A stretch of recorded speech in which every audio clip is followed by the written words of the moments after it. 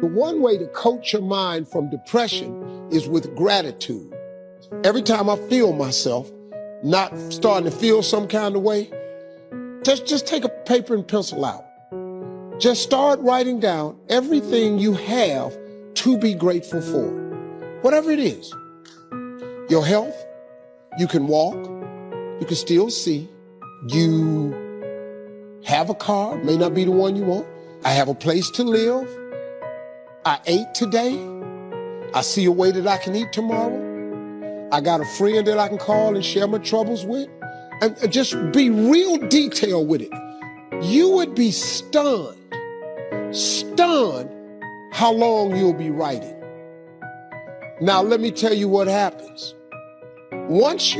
Gratitude erases all negativity because there's no room now for negativity. It's not a magic trick. Joy and depression cannot reside in the same space. Those two things cannot exist at the same time.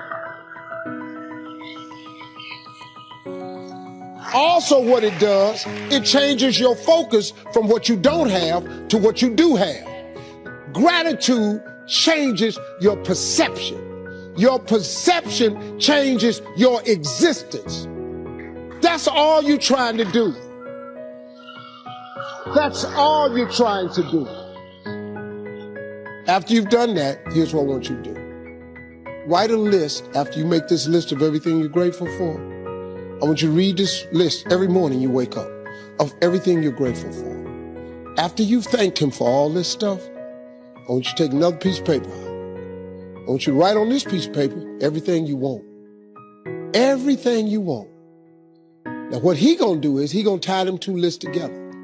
So now since you showing me all this gratitude for what I've already done for you, remember I said the more grateful you are, the more stuff he'll give you to be grateful for? He gonna take this other list you got and he gonna start putting it on this side. Then he gonna take some more stuff and gonna put on this side. He'll take some more stuff and put on this side. I'm telling you. Let me tell y'all something. If y'all don't think that works, I wish you would try it. Listen to me. I have no other explanation for my life. I do it every single day. And you know what he does? Slowly but surely, he takes this list and he starts taking items and putting it on the grateful list. He has done it for me like that for years and years and years. He did it for me without education. He did it for me when I lost my mom and daddy, my brother, my best friend. He did it for me when they canceled my TV shows. He keep taking stuff off my want list and putting it on my grateful for list. If you do them things right there, you'll change your whole life. You concentrate on what you have, you will always end up having more, even if it's just $2. If you focus on what you don't have, you will never, ever, ever have enough. So 16 years ago, I started a gratitude journal, and I will have to say, it was the single most important thing I believe I've ever done. So every day, for years now, I've written down 5 things to be grateful for. And you have to write them down. It's very different than just saying, oh, I'm grateful for today. You have to physically write them down because there's power in the words. Even simple things like fresh flowers or somebody holding the door open for me. So when you wake up in the morning and you consciously look for things to be thankful for, what happens is if you go through the day thinking about the 5 things that you're going to do in the evening, you are more alive and receptive to the goodness that comes in your life. Because sometimes it is as simple as somebody holding the door. So when you allow yourself to feel gratitude in the present moment, in the now, what I promise you is that the spiritual dimension of your life begins to change. It opens up, it expands, and you just grow with it. That is the truth. If I ever spoke the truth in my life, if you want to change your state of being, start to be grateful. The more you're grateful for, the more God will give you to be grateful for. Instead of complaining about what's going on, man, I got to go to work today. Man, I got these kids. Remember when you wanted a job? Remember when you wanted a baby? You know what I learned? You can't cry about what's on your plate when your whole goal was to eat. The moment you start showing God more gratitude, he'll give you more stuff. What he do is, he's not gonna keep giving you stuff if what you got you can't handle already. You kill more blessings by not being grateful. That's the #1 blessing blocker, lack of gratitude. I had a really good friend of mine, I went to lunch and he said, I don't know who this guy is here. And he goes, let me ask you a question. Right now, what are you grateful for? And at the lunch I said, nothing, brother. There's nothing good in my life right now. As I'm mouthing these words, 2 people walked in with an older man. Both of them clearly were fighting cancer somehow. Both walked by our table and gave me the warmest smile as a stranger. And he goes, that's pretty freaking pathetic. You can't find anything in your life to be grateful for right now? Because if you can find things to be grateful for in that space, man, is your life going to be rich when there really are external things to be grateful for. And what happens is there's this reticular activating system in our brains. All of a sudden, all these things start to come into my awareness that I'm grateful for. I started to see things to be grateful for. Choose to be happy in spite of life's challenges. Life changes every day. Sometimes things will be going your way. Sometimes it won't work so well. Sometimes you'll have your health, you're feeling good, and there's some things that can happen to you in life that can take all of that from you. Life always changes. But you can choose in the midst of all of this that's going on to be happy in spite of it. Viktor Frankl, he said the last of the human freedoms to choose one's attitude in any given set of circumstances, to choose one's own way.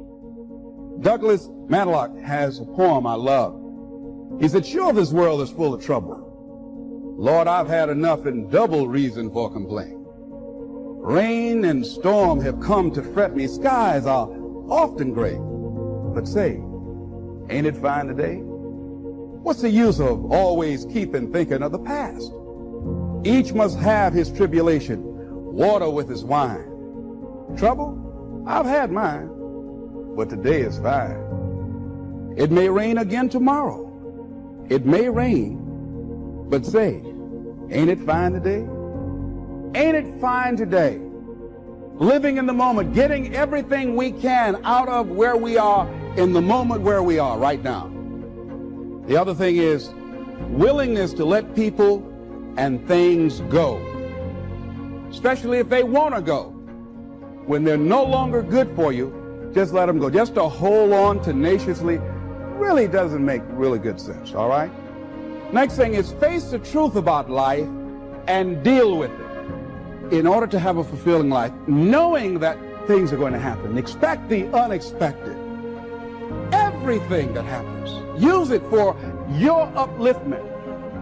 What can I get from this? How did I end up here? What's the blessing in this for me?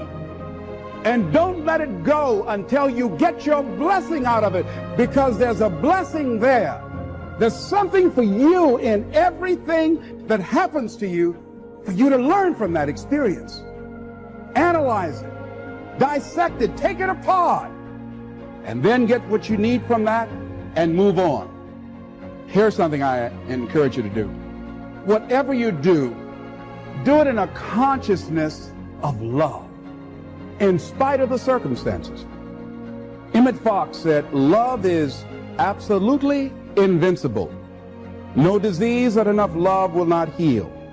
No door that enough love will not open. No wall that enough love will not throw down. It makes no difference how deeply seated may be the trouble, how great the mistake, a sufficient realization of love will dissolve it all. And he ends it in a scripture that says, God is love, and he that dwelleth in love dwelleth in God. Whatever work you have to do it lovingly. Just decide to be more loving, more giving, more caring, more sensitive than you've ever been before. But what if you don't get it back? But don't count on it. Don't let someone else determine who you're going to be. Do it because that's who you are. Do it because it gives your life a sense of fulfillment and self-respect. Anybody can hate. Anybody can do that. Anybody can hold a grudge. But the real challenge about growth and moving into your greatness is about being who you are. I say, as you look at life, as you go toward your goals and your dreams, spring forth with a mighty faith to start the business that ought to be started by you, to make the difference in our society that ought to be made by you. How is it that I can make the contribution that I showed up to give? And one last step, I think, in the area of self-fulfillment, you must live in a spirit of gratitude. There's so many things, ladies and gentlemen, that we take for granted. There are a lot of things that we need to be thankful for. There are big things, there are little things. I'm thankful for my children. I'm thankful for the life that I live and for the people who have enriched my life. You can't wait till you receive the promise. You have to thank God that the answer is on the way. Don't talk about how you feel. Say, thank you that I'm healthy. Thank you with long life you're satisfying me. In your finances, maybe you're struggling. All through the day, thank you that whatever I touch prospers and succeeds. Thank you that your favor surrounds me like a shield. When you thank God in advance for the answer, that's what keeps you encouraged. You're not going to stay determined if you're talking about how bad it is. God, you said you wanted me to be blessed, but my business is so slow. No, switch over into praise. Business may be slow, but Lord, I want to thank you that you prosper me even in a desert. Praise makes you strong. Praise keeps you moving forward. I'll thank God after business picks up, after I see the solution.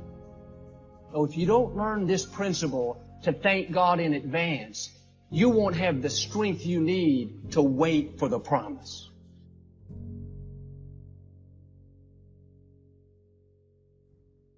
If you think that people can win just by avoiding failure, then you need to think again.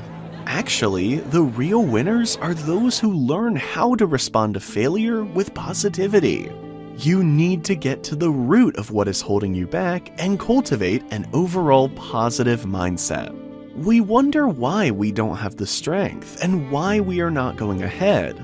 It is just because our thoughts are limiting us. Your life is going to be based on your thoughts. Therefore, you need to be careful of what you think. Positive thinking gives you the power to control the situation and circumstances, and negative thinking gives the power to the circumstance to control you. Your thoughts play a part in your values and beliefs, which influence the quality of your personal relationship and how you see the world. If you have a glass half empty mentality, then you will keep pointing out the drawbacks of achieving goals, and in the end, you will remain stuck in the same situation. Positive thinking creates certainty in an uncertain situation. Imagine if things are not going in your favor and you think that you are in hell. Let me ask you a question. Why would you stay in hell? You need to get out of it as soon as possible because your destination is not hell. It is heaven. Positive thinking allows you to become such kind of person whose focus is on a solution, not the problem. Remember, your thinking is very important.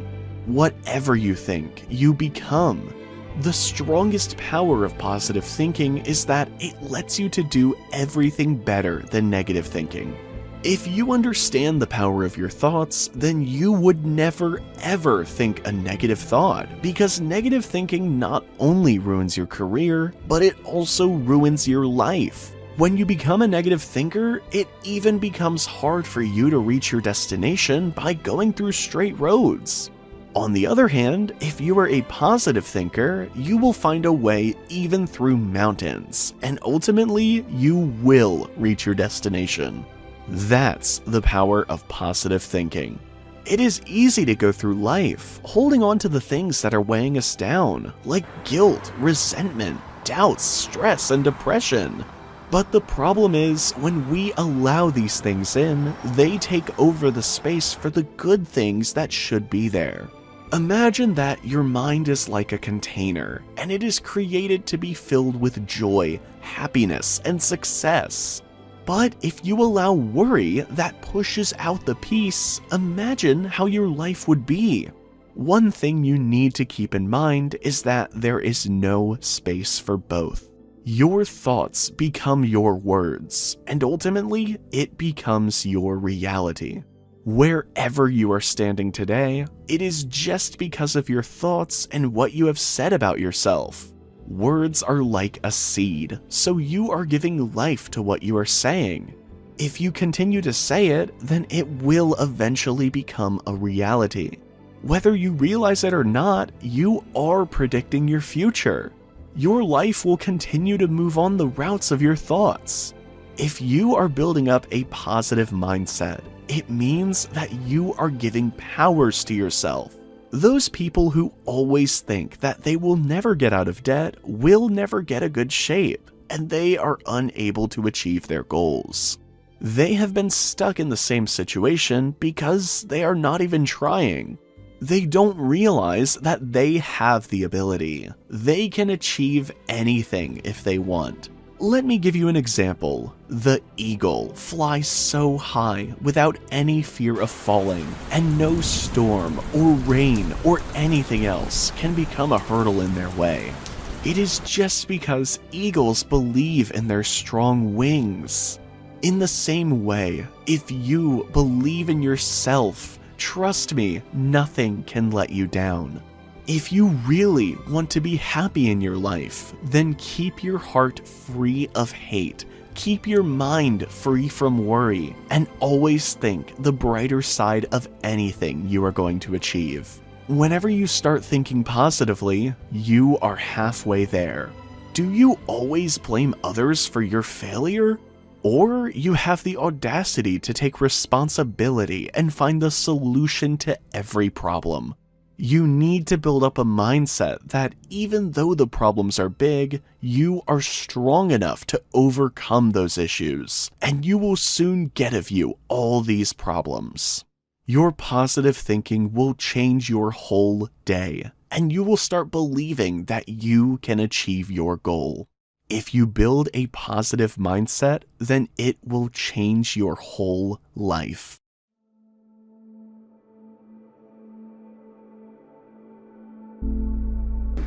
You are who you've been looking for. So stop looking for more unless you're looking in a mirror, because it's about time for you to see clearly that you are who you've been looking for. And that empty feeling you got, that hole in your chest, you only got that feeling because you think you're not blessed with everything you need. You see, we live in a consumerist society, which means they need you to buy stuff. And the easiest way to sell it is to tell you you're not enough. Buy this car, you'll get girls. Buy this bra, you'll get guys. And we're seeing it so much that we start believing these lies, but the truth is, the makeup they're selling to make you feel prettier is the same makeup you buy to stop feeling shittier about this lie they keep telling you that you are not enough.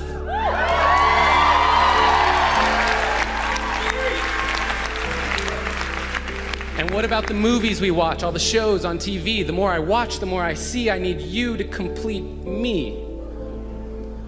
And yes, love is the answer, love is the key, but if you can't love yourself, how can you ever love me? And loving yourself, what does that even mean? Like massages and selfies and that sort of thing? Because the more I think about it, the more it feels weird. I've always been taught that self-love was something to be feared. I'm supposed to love myself, but how do I even do that? Well, I got a trick that I picked up from a friend who noticed that I was quick to defend her when she would say something negative about herself. She would say, "I'm so dumb," and I'd say, "You're so brilliant." She'd say, "I'm so weak," and I'd say, "You're so resilient." And when she said, "I feel ugly," and I said, "You look beautiful," she asked me why I was so dutifully filling up her cup constantly and yet treating my own cup so irresponsibly.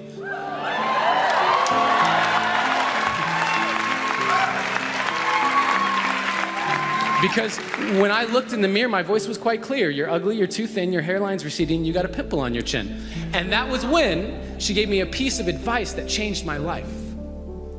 She gave me a hug. And she said, treat yourself like someone you loved. Treat yourself like someone you loved. Now, I had been standing, but I needed to be sitting because I couldn't believe that I had been letting myself keep forgetting that I was who I'd been looking for. And deep in my core, I knew it was time to stop looking for more until I could look through all my fear and look into a mirror and see clearly that the man looking back at me was the only one who can make me happy, and I am already enough. And I am not any more special or unique than you. That is why I'm here to speak to you. You are already enough. And when you start to see that, you will start to be that. Your world will get brighter, your load will get lighter, and you can see that with life. You can be a lover, not a fighter. And that life, you deserve it. Because you are worth it. And there is no point in letting yourself keep forgetting, because no matter what you say or do, you are perfect. And so today, I hope I leave you with a direction correction away from the flaws you see in your reflection. They aren't flaws to me, they are simply protection against all the doubts you have of your perfection.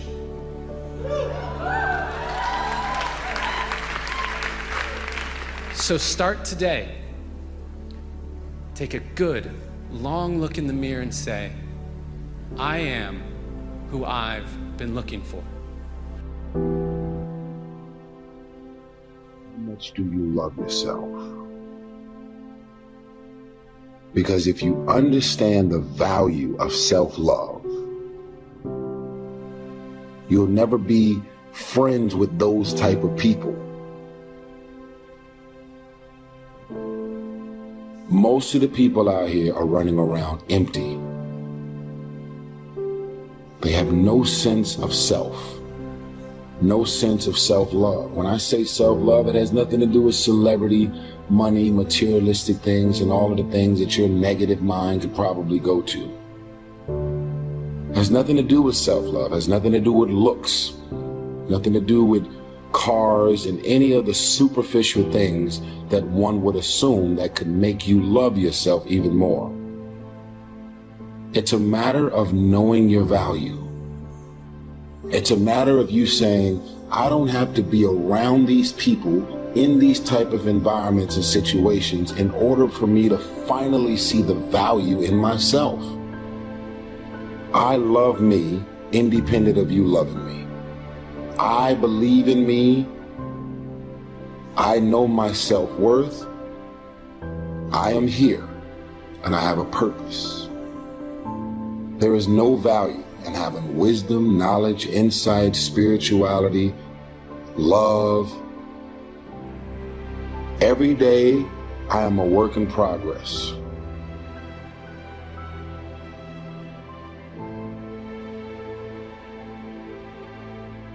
A person who can forgive nothing is a person who's totally destroyed psychologically and emotionally.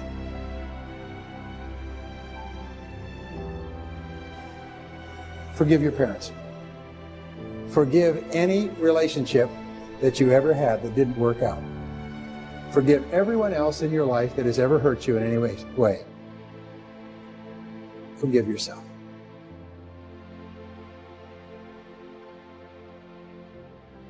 Forgiveness is giving up the hope that the past could be any different. I think for myself, and I know many of you, you think forgiving means accepting what has happened to you. Well, it is accepting that it has happened to you. Not accepting that it was okay for it to happen. It is accepting that it has happened, and now what do I do about it? Forgiving is giving up the hope, not holding on, hoping, wishing that it could have been any other way than it actually was. Giving up the hope that the past could be any different. And when I got that, I think it took me to the next level of being a better person. because I don't hold grudges for anything or any situation, and neither should you. It's letting go so that the past does not hold you prisoner, does not hold you hostage.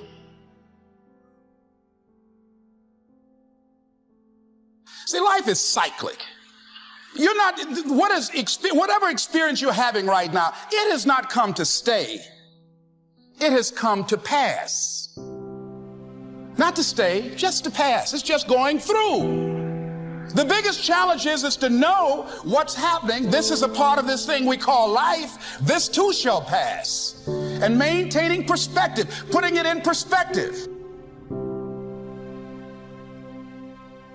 Let it go and begin to focus on developing myself. And I say to you, you're going to have people to do things to you. Things are going to happen to you. And the most important thing to do is to harness your will and let it go and move so you can grow, so you can get on with your life.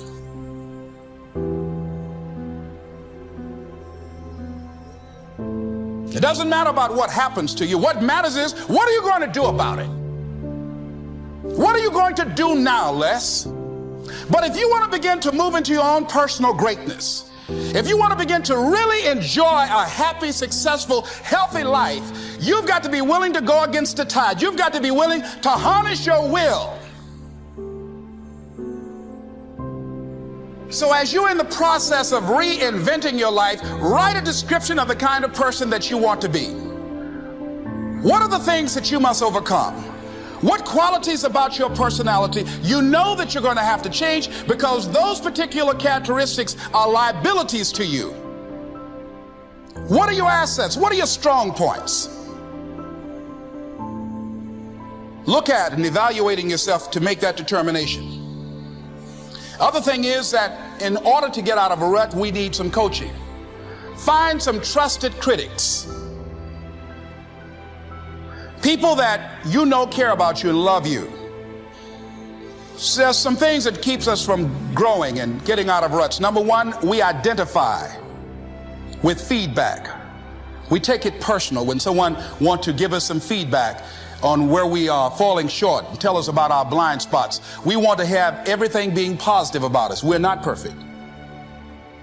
It hurts. I have a friend who's a trusted critic. I don't like him, but I love him. He doesn't tell me the things I want to hear. He tells me what I need to hear so I can grow. It hurts.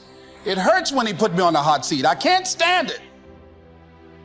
But that's the only way that I can grow. And I'm glad that he loves me enough to risk our friendship to tell me what I need to hear, not what I want to hear.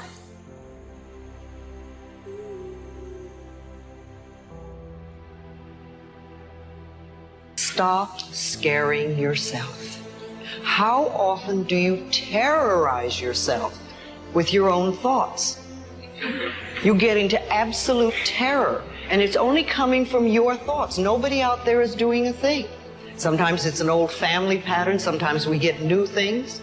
I would like people, when you have time, to make a list of your fears. Make a list of your fears.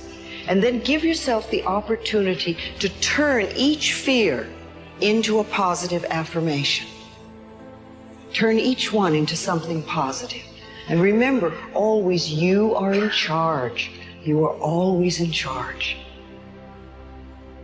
See, one idle thought doesn't make a whole lot of difference. Thoughts are like drops of water.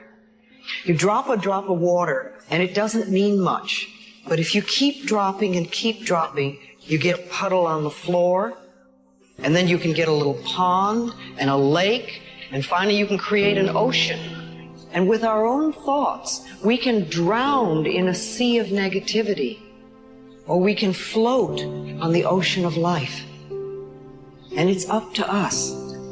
The thoughts we think accumulate. And what sort of puddles are you standing in? Or are you up to here? Or are you up to here and trying to paddle? Now, what are you doing to yourself? When we're willing to change our thinking, we can change our experiences. And it doesn't matter if you've got a big puddle of negative thoughts. You know, you can move over here and create a puddle of mindfulness, positive thoughts. You can make changes, always. So you want to turn those fear thoughts into positive affirmations. Let them work for you. I'd say the number one common thread of anybody that I work with is successful. Financial, athletes, people in politics, it's hunger. You know, you and I both know intelligence is a pretty damn valuable tool, but there are a lot of very smart people who can't fight their way out of a paper bag. And then when you find somebody who has that hunger, the hunger that doesn't go away, that hunger to be more, to do more, to give more, that hunger that never ends, you know, that's how you get these people that are the best in the world at whatever they do. And so if you can, I think everybody has that hunger, but for some people, it's been asleep for a long time because they're afraid. They're afraid that I'm going to get hungry, I'm going to try, I'm going to fail. And so it's human nature to protect yourself from the fear by just lowering your expectations. But one of the things I've learned is you get what you tolerate. You get what you tolerate in yourself, you get what you tolerate in your life, and sooner or later we sometimes hit a point where we say, not another day, not another hour, this is done. I'm not walking this way, I'm not talking this way, I'm not living this way, I'm not gonna be in this relationship anymore, I'm gonna change it. And when people do that, that's the beginning of a breakthrough. Everything in my world is based on coming up with the outcome that will serve and then going at it, but most of the time your approach going at it doesn't work. No one else knows that, but you know, you can see it doesn't work, so it's constantly changing your approach until you can get where you want to go. When I enter an audience and I'm going to give a talk of any sort, I do a huge amount of homework in advance. I prepare, I see who's there. But then when I stand up here, I wouldn't be sitting like this. I'm scanning constantly who I'm looking for. The people think it's bullshit. I'm going after the people who got dragged there. I'm not looking for the people clapping for me. You know, those people will always be there, and there's some people who clap even if you're terrible, so you don't want to let other people's view make you feel good. I'm looking for who isn't there so that I can reach them, so I can show them that there's something real here. Because, you know, most people don't know who I am. They'd see, you know, 10,000 people jumping in a stadium and they go, oh, it's just a big motivational pump up. I've never been a motivator. It's never been what I've been about. I think motivation is useful. It's like a warm bath. You should probably take a bath or a shower every day, but you need more than that. You need strategy. But what I really believe is energy. Most of us grew up, and right now, most of you are learning in the traditional style you did even when you were in school. You were trained to go to your seat and be silent and be polite and nice. But the world we live in today isn't like that. The world today, if somebody sits down and waits for someone to tell them what to do, they're in trouble. So my approach is constantly stimulating and seeing what's real, getting people to be raw, and getting to truth. You know, as corny as it is, the truth sets us free, and we all can find our own truth as long as we put ourselves in an environment where we don't tolerate anything less than that. Clarity is the DNA of mastery. So if you look at the titans of business, the true leaders in finance, these people literally will say, look at my charts. If you look at a great military leader, you look at a great athlete, they have such granular, in a world of superficiality, they have shifted to massive granularity so they know in intimate detail exactly what their future timeline will look like. Why? Because clarity breeds and builds and is the DNA of mastery. You want to have a very clear vision of what your future is going to look like. And when you know in intimate detail what your future will look like, then you automatically, subconsciously as well as consciously, can say no to the important. So you say a giant yes to the few things that are most important. You've heard me share this before. Confucius said it so well. The person who chases two rabbits catches neither. And so what I'm encouraging you to do is this exercise before you go to sleep tonight. Let's make this very tactical. I call it the 100-year timeline. On a single page from where you now are, 100 years out into your ideal future. I want you every single milestone on a single line to say, here's where I now am, here's what's going to happen next week, next month, next quarter, next year, 3 years, 5 years, 10 years, 25 years, 50 years, 75 years, 1 year, 100 years, until you have a 100-year timeline. On the other side of the piece of paper with crayons, so you tap into your part of the brain responsible for creativity, your right brain. Okay? With crayons, draw out your ideal family life, draw 1 year away, draw out your business life 1 year away, draw out your adventure life 1 year out into the future, draw out your financial life, draw out your material life, literally on a page with crayons, so you're not thinking, because here's I think a needle-moving insight. World class comes from instinct versus intelligence. You get your best ideas when you get out of your thinking. And just to give you some neuroscience, the seat of reasoning is the prefrontal cortex, but there's a phenomenon I teach in my live events called transient hypofrontality. This is the secret of genius. Geniuses don't get their ideas for Uber, Amazon, the electric bulb, Tesla, Shakespeare, the polio vaccination, SpaceX. Great ideas don't come from the intellects. They don't come from the neocortex reasoning and thinking. All great heroes and great inventors and great creators dialed into something deeper. When you get out of your neocortex through solitude and my life structure that I teach called the tight bubble of total focus, and when you get away from distraction and you immerse yourself in deep creativity and creation, and you find your laboratory, or what I call your Menlo Park, like Edison had his Menlo Park, which was with the wilderness away from the world, what happens?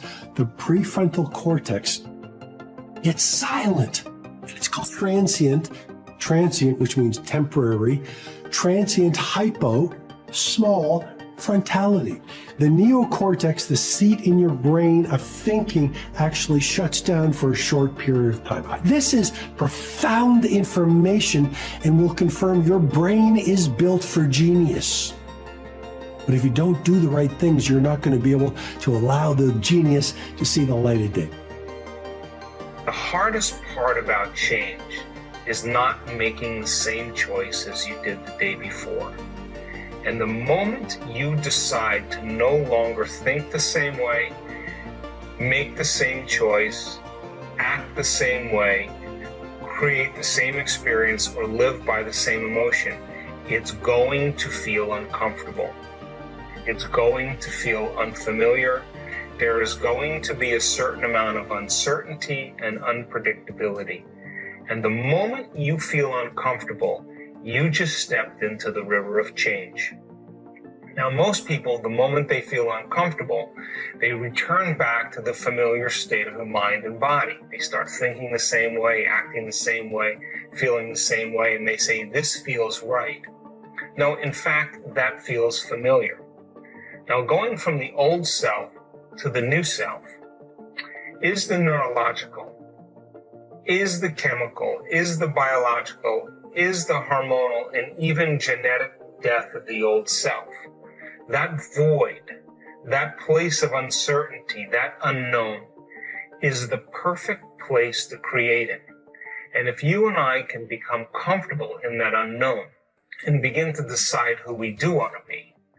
In other words, many people say when they're in that unknown, I can't predict my future.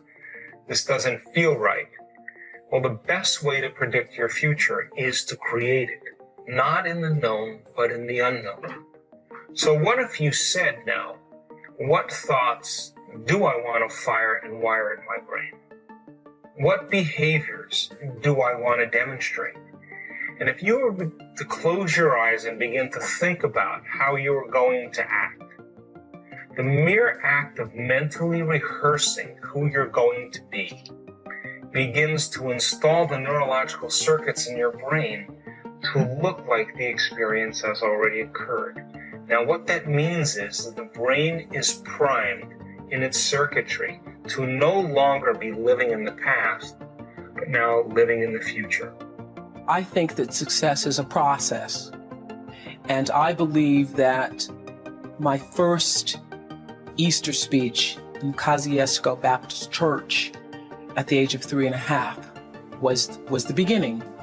And that every other speech, every other book I read, every other time I spoke in public was a building block so that by the time I first sat down to audition in front of a television camera and somebody says, read this, what allowed me to read it so comfortably and be so at ease with myself at that time was the fact that I'd been doing it a while. If I'd never read a book or I'd never spoken in public before, I would have been traumatized by it. So the fact that we went on the air with the Oprah Winfrey Show in 1986 nationally, and people say, oh, but you're so comfortable in front of the camera, you can be yourself.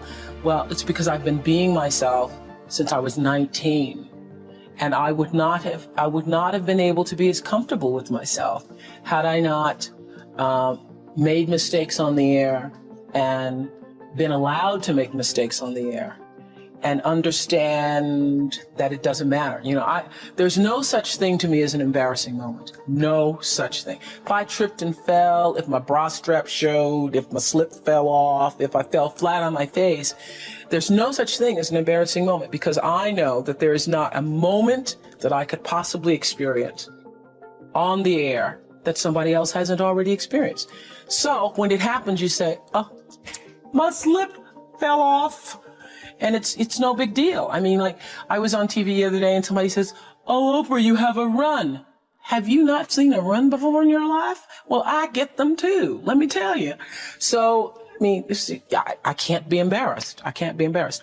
Now, when I first started out, that was not true, because I was pretending to be somebody I was not. I was pretending to be Barbara Walters. So I'd go to a news conference and I was more interested in how I phrased the question and how eloquent the question sounded, as opposed to listening to the answer. Which always happens when you're interested in impressing people instead of doing what you're supposed to be doing.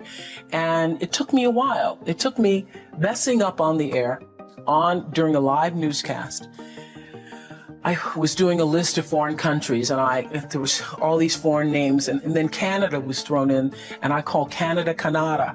And I got so tickled that I called Canada. I go, that wasn't Canada, that was Canada. Excuse me, that wasn't Canada, that wasn't Canada, that was Canada. And then I started laughing. Well, it became the first real moment I ever had. And the news director later said to me, well, if you do that, then you should just keep going. You shouldn't correct yourself and let people know. Well, I know, well, who's ever heard of Canada? So that was, for me, the beginning of realizing that, oh, you can laugh at yourself and you can make a mistake, and it's not the end of the world. You don't have to be perfect. And biggest lesson for me for television, because then it didn't matter. It didn't matter. Oh, sorry, bra strap showing.